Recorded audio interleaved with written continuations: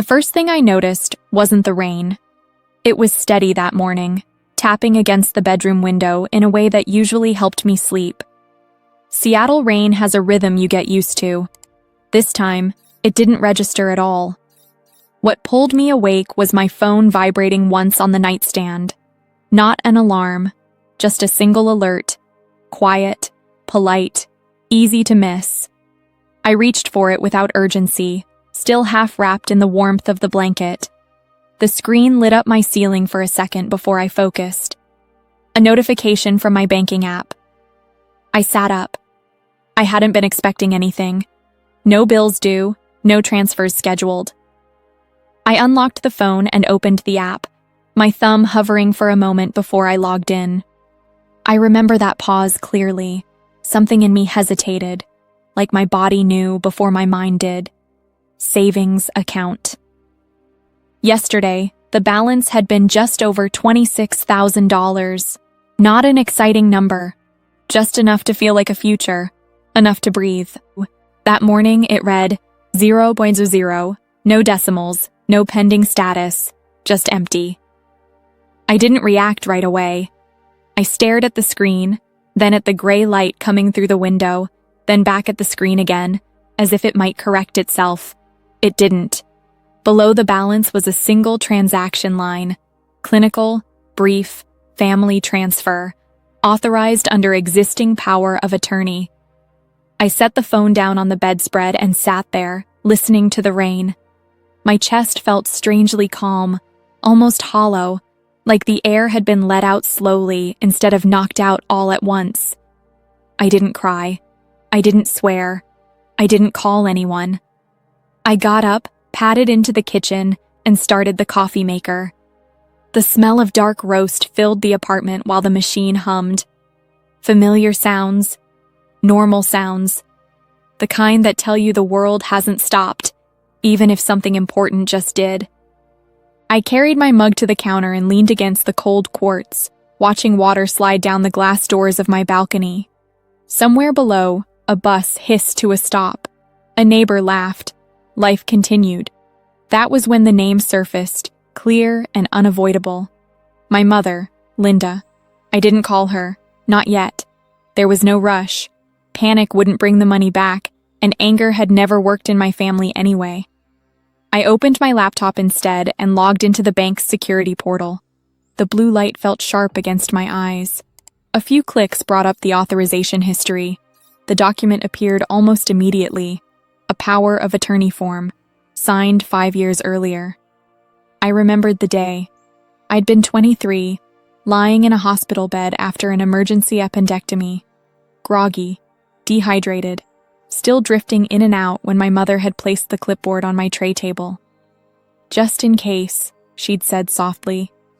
"If something goes wrong, I need to be able to pay your bills." It had sounded responsible, loving, even. I'd signed without reading more than the title. Now, staring at the scanned copy on my screen, I felt something shift. Not shock, recognition. This wasn't sudden. It was cumulative. Growing up, I had been the reliable one, the quiet one, the one who filled gaps without being asked. My younger brother Evan was always figuring things out. My mother was always handling a lot, and I was always available. 3 years earlier, Evan had needed money to bridge a short-term issue. I transferred $4,000. He never mentioned it again. The year after that, my mother's car, unexpectedly, needed repairs. I paid. She said she'd reimburse me when things settled down. They never did. There was always a reason, always an explanation delivered calmly, confidently, as if my role in the system was understood and agreed upon, even when no one had actually asked. I took a slow sip of coffee and scrolled further down the page. The transfer had been completed at 2:14 a.m. while I was asleep. I closed the laptop. For a long time, I stood there listening to the rain, my mug warming my hands. I wasn't angry yet. I wasn't even sad. I was alert. And for the first time, I didn't feel confused about what had happened. I felt clear. I picked the laptop back up and opened a new tab. There were steps to take. But before any of that, I needed to see exactly how much access I had given away and how long it had been sitting there, waiting. I scrolled back to the top of the document and started reading from the beginning, slowly, carefully. Then I waited. The power of attorney was only 3 pages, but it felt longer when I read it the way a bank reads it. No assumptions, no, she would never, no soft focus memories, just words. The document didn't say my mother could help in an emergency. It didn't say if I'm incapacitated. It gave her broad authority to access accounts, move funds, sign on my behalf. The kind of language that makes you realize a form can be a key, and keys don't ask questions. At the bottom was my signature. Clean, certain, 23 years old and still trying to be the easiest person in the room. I stared at it for a while, then opened my email and searched for anything from the hospital that day. Discharge notes, intake forms, billing, my calendar from that week. Anything that could anchor the memory in facts instead of feelings. The date matched. I had signed it at 11:46 a.m. That morning, I'd still had an IV in my arm. I didn't have to guess anymore. The bank didn't have to interpret. My mother hadn't hacked anything. She hadn't tricked a teller. She had simply used what I gave her. I set my phone face down on the counter and stood there, letting the kitchen go quiet again. When I was a kid, my mother didn't yell. That's what made her difficult to argue with. She didn't need volume. She used tiredness. She'd sigh and rub her forehead like something in her was heavy and I was the only one who could lift it. She'd say things like, "I just need you to be mature about this," the way some people say please. And I had been mature. I had been mature at 12, handing her cash I'd earned babysitting because we're short this week. Mature at 16, skipping a school trip because money's tight and you understand. Mature at 21, sending part of my paycheck home because my brother's in a rough patch. By the time I got my first real job, it wasn't even framed as borrowing anymore. It was presented as teamwork. I worked in payroll for a mid-sized logistics company. Nothing glamorous, but I was good at it. I liked systems. I liked clean ledgers and predictable outcomes. I liked that numbers didn't change their story depending on who was listening. That job was how I built the savings in the first place. Slow deposits, no big splurges, no new car, no fancy furniture, just a steady habit. And in my head, that account wasn't extra. It was safety. It was the money that meant I could walk away from anything if I needed to. A bad job, a bad relationship, a bad situation I couldn't talk myself out of. So when I looked at the empty balance, what I felt wasn't only financial loss. It was the disappearance of my exit. I went back to the banking portal and pulled up the transfer details. Routing numbers, receiving account, the note, family transfer. That wording wasn't random. It sounded like something my mother would choose because it sounded innocent. Like a label you could repeat in public without embarrassment. I clicked through to see where it went. The receiving account wasn't hers. It belonged to my brother, Evan. I didn't blink. I didn't gasp. I just sat down at the kitchen table and let that land the way a fact lands when you already knew the shape of it. There was a moment, quiet and almost clinical, where I realized the betrayal had layers. My mother had the authority, my brother had the benefit, and I had been the funding source. I pulled up our last few text threads, nothing dramatic, just his usual casual tone.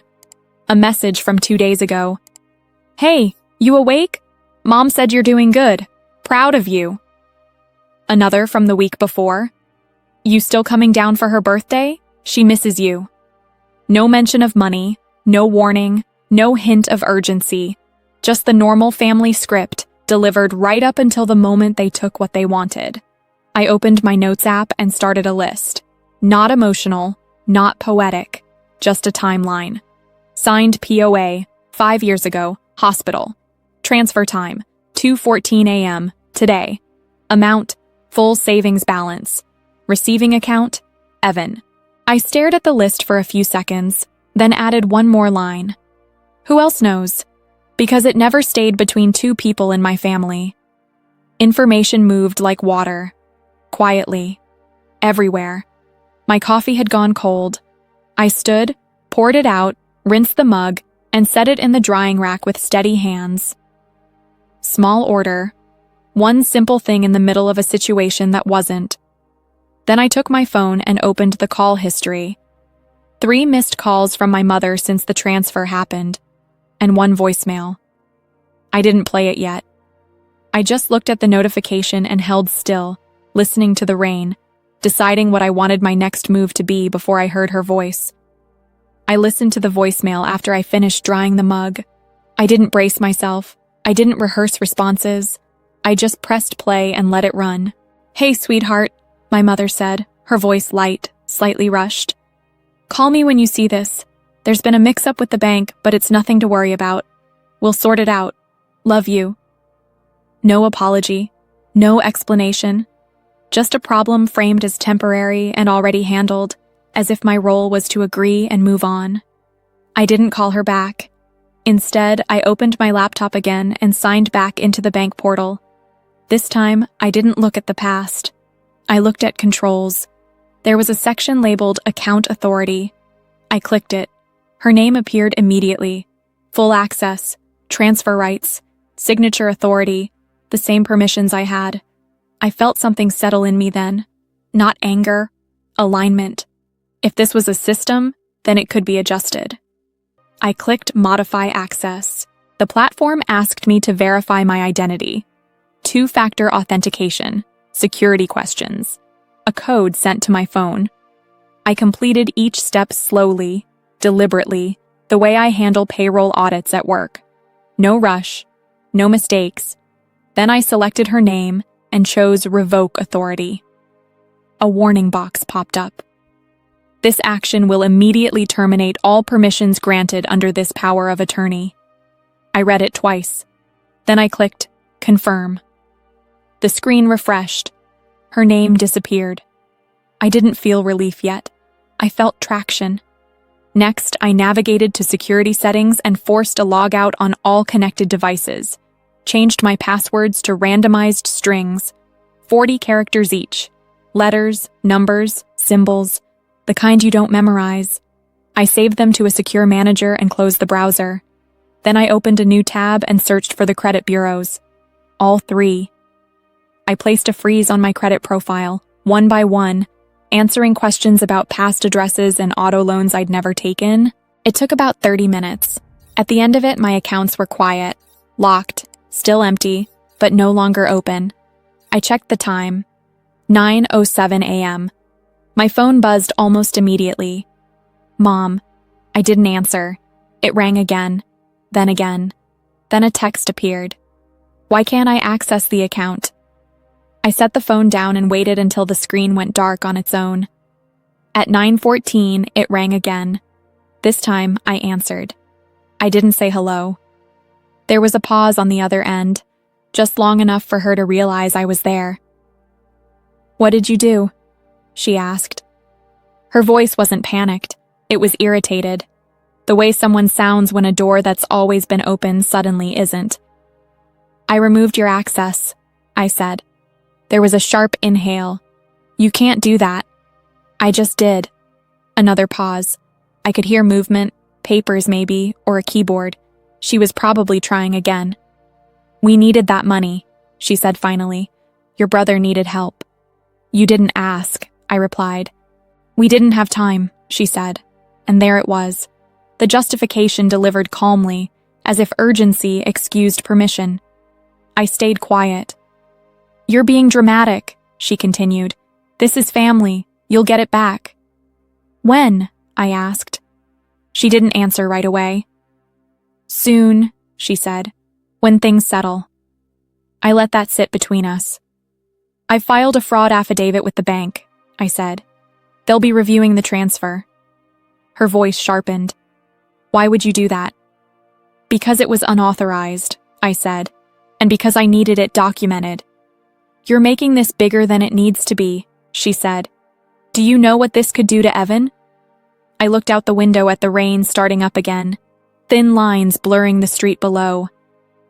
"I know exactly what it does," I said. Another pause. This one longer.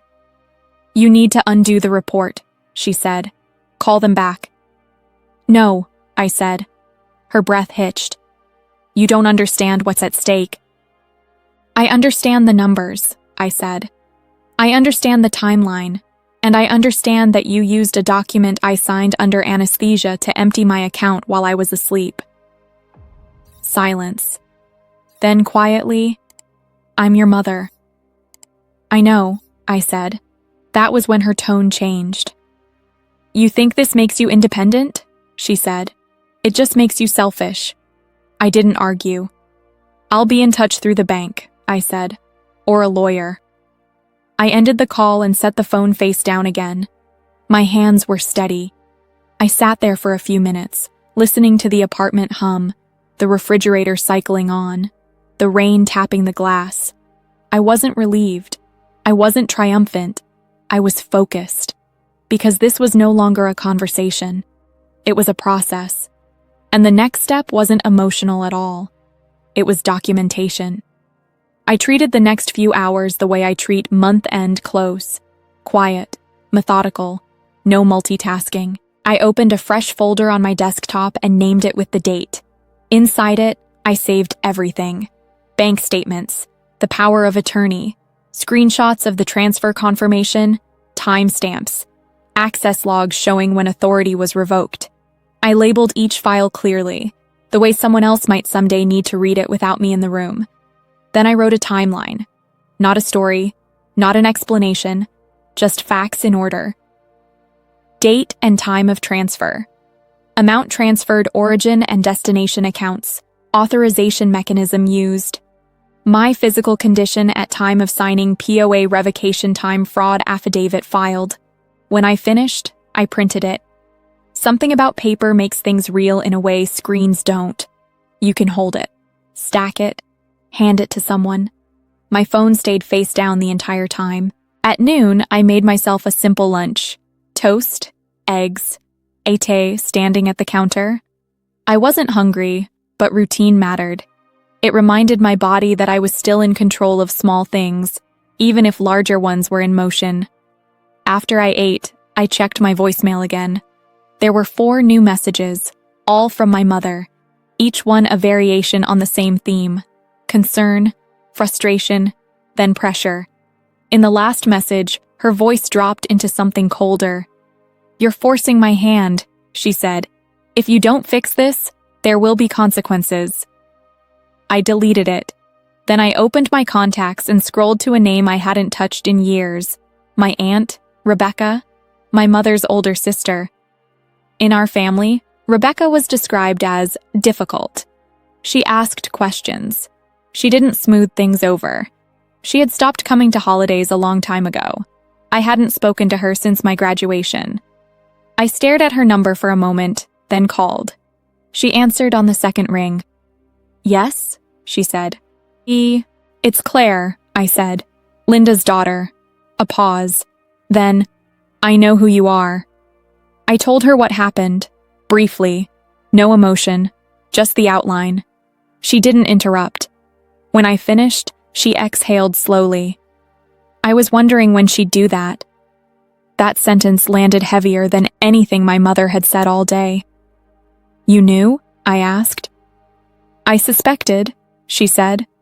She did something similar with me years ago. Different account, smaller amount, but the structure was the same. I leaned back in my chair. She still has access to something else, Rebecca continued. Doesn't she? I thought about it. There's a property, I said. A small parcel outside Monroe. It was my grandfather's. She talks about it like it's hers, but I've never seen paperwork. Rebecca was quiet for a moment. Your grandfather was careful, she said. He didn't trust her with everything. If you want, I can check what I have. Yes, I said. I do. An hour later, an email came through. Attached were scanned documents. Old, but clear. A deed. A clause highlighted in yellow. I read it once, then again. In plain language, it stated that if any named beneficiary committed financial misconduct against a direct descendant of the grantor, Their interest in the property would be forfeited and transferred to the injured party as restitution. I sat very still. "This was meant for her," Rebecca said when I called her back. "Your grandfather didn't know when, but he knew how." I thanked her. Then I closed my laptop and sat there, letting the weight of it settle. This wasn't leverage I had gone looking for. It was leverage that existed because someone before me had paid attention. By mid-afternoon, my phone started lighting up with messages from numbers I recognized and a few I didn't. My brother, Evan. "Why are you doing this?" "This is blowing up. Mom is freaking out." I didn't respond. At 4:32 p.m., I got a call from a number with a local area code I didn't recognize. I answered. "Claire," a man said. "This is Daniel Harris. I'm calling on behalf of your mother. I'm an attorney." I glanced at the printed timeline on the table.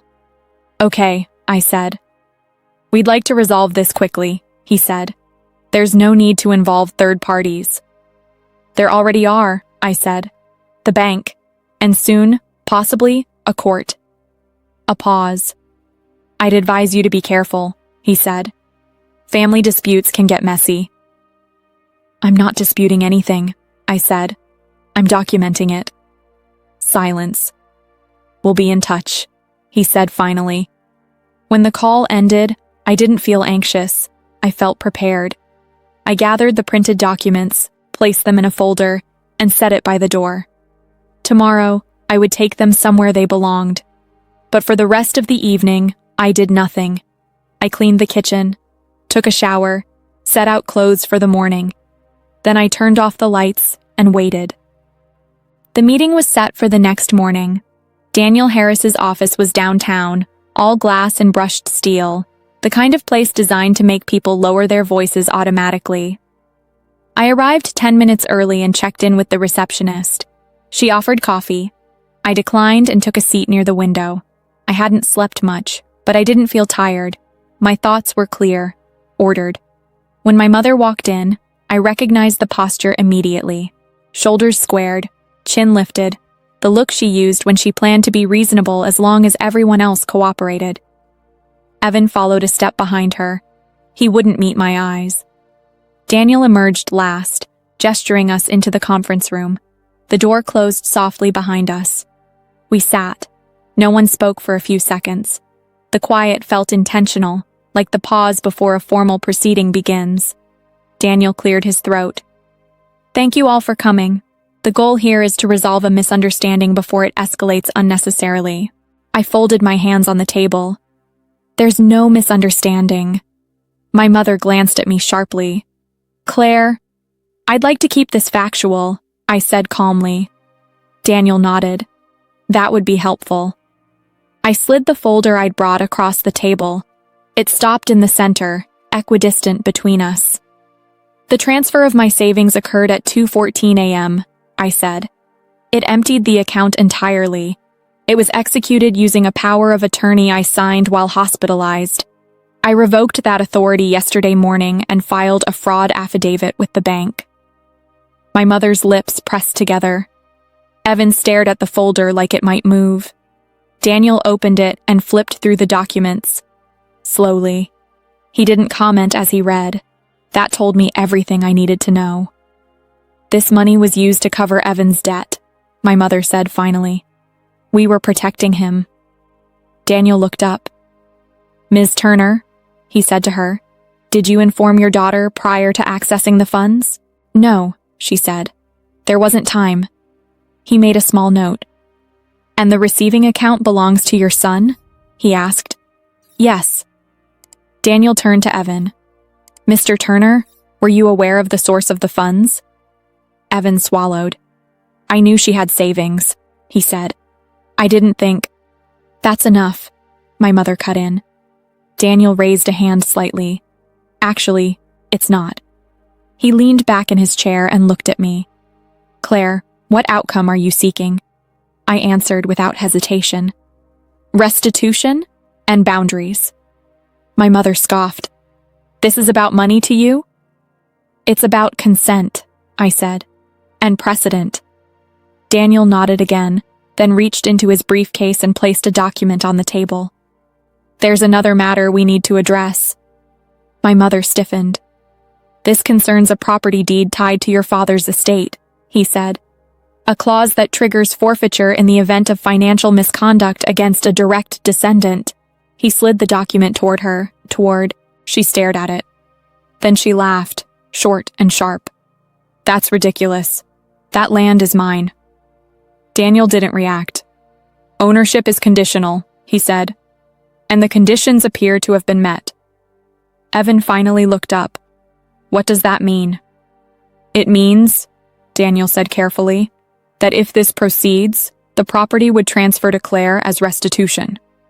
The room went very still. My mother's face drained of color. "You can't do that," she said. "This is family." Daniel closed the folder. "This is law." She turned to me then, eyes wide, searching for something she could still use. "You wouldn't," she said softly. "Not over this." "I didn't initiate this," I said. "I responded to it." Silence. Evan stood abruptly. "I didn't ask for this," he said, voice shaking. "I just needed help." "And you got it," I said. "At my expense." Daniel stood as well. "I'll be very clear," he said. "If this matter is contested, it will involve the bank, the court, and potentially criminal review. If it's resolved, the transfer will be reversed, and the property clause will not be challenged." My mother's hands trembled slightly as she clasped them together. She looked at Evan, then back at me. "You'd take everything," she said. "You'd leave us with nothing." I met her gaze. "I'm not taking anything," I said. "I'm stopping the taking." No one spoke after that. Daniel gathered his papers. "You'll have 48 hours, he said. "After that, this proceeds." We stood. My mother didn't touch me. Evan didn't say goodbye. I walked out alone, into the bright, neutral hallway, my footsteps steady against the polished floor. By the time the elevator doors closed, my phone buzzed once. A bank notification. Incoming transfer pending. I didn't open it yet. I just stood there, breathing evenly, as the elevator descended. The transfer finalized at 3:18 p.m. I was at my desk when the notification came through. I didn't rush to open it. I finished the email I was writing, closed the spreadsheet, and then picked up my phone. The balance was restored. Every dollar. No message attached. No apology. Just numbers returning to where they had been. Like nothing had happened. I knew better than to interpret that as remorse. It was compliance. An hour later, an email arrived from Daniel Harris. Short. Precise. The property interest had been reassigned as part of a formal restitution agreement. The paperwork would be filed by the end of the week. No further contact was to occur outside of legal channels. I forwarded the message to my personal account, printed it, and added it to the folder. That evening, my brother sent one final text. "I hope you're happy." I read it once and didn't reply. There was nothing left to clarify. He had received help his entire life without ever asking where it came from. Now he knew. That knowledge was his to carry. 2 days later, I met with an attorney of my own. Not to escalate, but to finalize. We reviewed the documents together, the deed, the clause, the restitution filing, the bank's confirmation. Everything aligned cleanly, almost elegantly.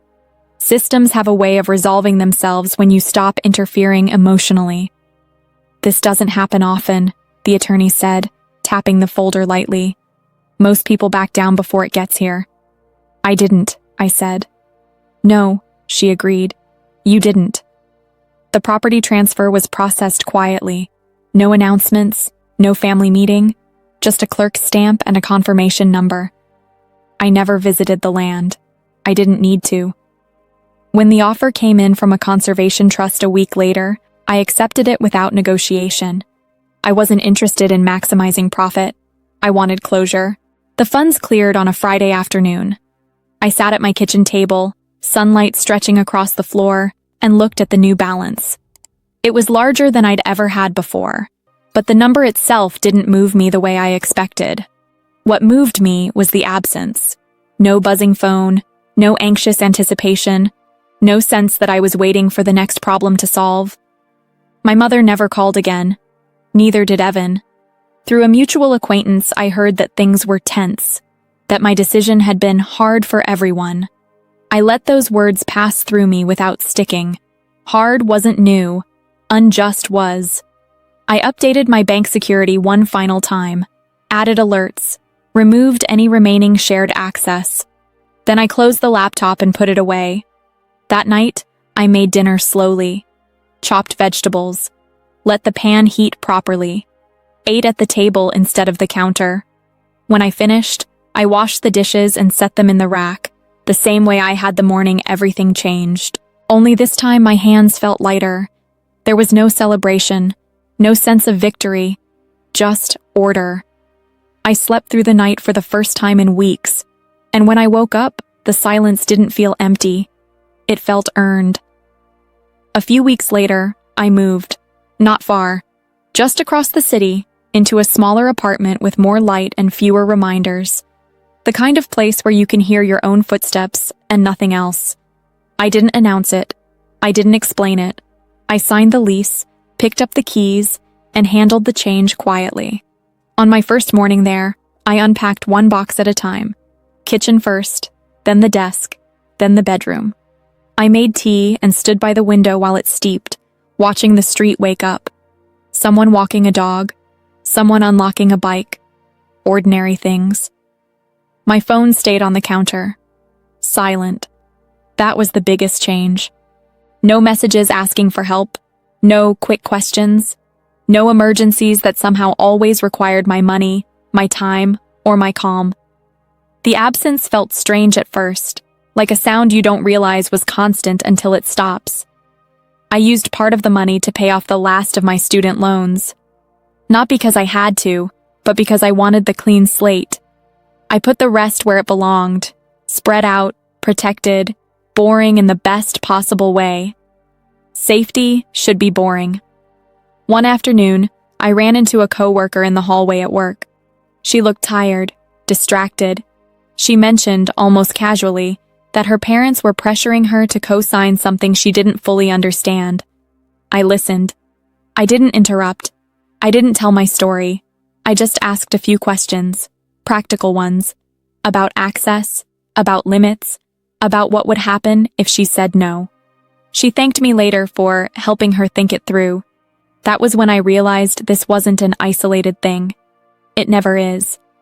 There are a lot of people quietly holding families together, with their credit, their patience, their silence. People who think strength means absorbing damage instead of stopping it. Sometimes all they need is permission to pause and look at the structure they're standing in. At night now, my routine is simple. I clean the kitchen. I set out clothes for the next day. I read a few pages of something unimportant and turn the light off when I feel tired instead of when I feel done. There are moments when grief surfaces unexpectedly, in the grocery store, in a memory, in the space where a relationship used to be. I let it pass. Losing a family doesn't always look like an explosion. Sometimes it looks like quiet distance and better sleep. I don't feel guilty anymore. I feel clear. And clarity, it turns out, is a kind of peace. If you stayed with me through this story, thank you. And if you've ever had to be the difficult one just to protect your future, you're not alone. If this resonated with you, take a moment to like the video and subscribe. It really helps this channel reach people who might need these stories. I'd also love to hear from you. Drop a comment and let me know what city you're watching from and what time it is for you right now. I read those, and it means more than you think. 2 popular stories will be appearing on your screen next. I think you'll like them. Take care of yourself.